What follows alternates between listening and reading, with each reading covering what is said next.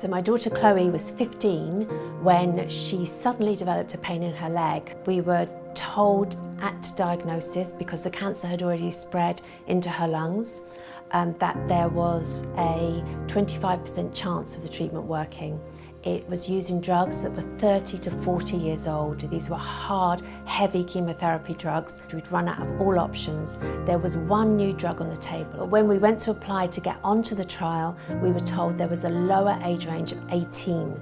Chloe was 17 3/4. A lot of clinical trials traditionally, and for no really good reason, start at the age of 18. I think it's been more an artificial barrier. It's easier to do it above the age of 18. It's our comfort zone. Chloe could not get onto that trial until she was 18. Well, when she was 18, she got on the trial and she died 2 weeks later. There's no biological or safety reason why we can't take that age group down to 12 to open up clinical trials in diseases where it's relevant and where it's safe to the younger adolescents, so they will have access to these trials. The drug development process for pediatric cancer is a very complex issue. There are many different types of cancer and very few patients in each type of cancer, which makes it challenging to have a sample of patients. You hear this on the news all the time, blockbuster drugs. It seems like tomorrow cancer is just going to be a chronic disease. And it's true, there's been huge advances in cancer drug development, but not for children. Most people don't know that. Most people assume that children would be a priority. They're not.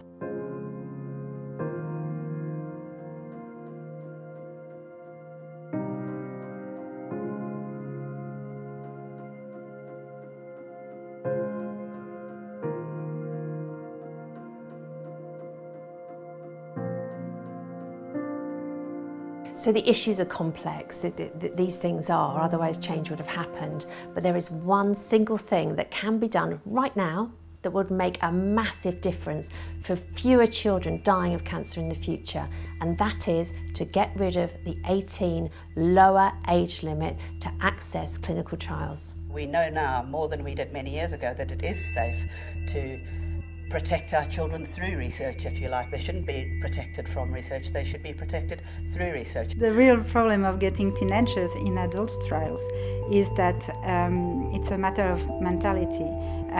Pediatric oncology has developed in its own, adult oncology in its own, and working together is something we are not used to do.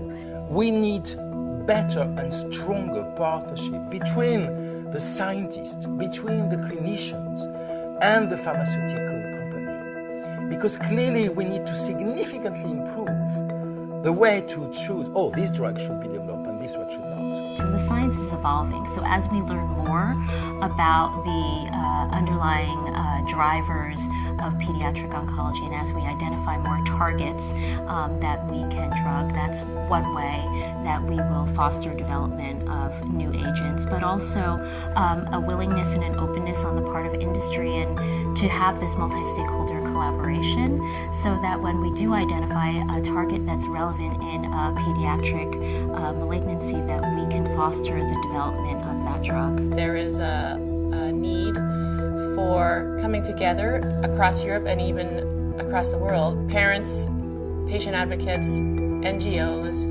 we all have been working somewhat separately, and we need to come together and push for better and gentler treatments for children with cancer.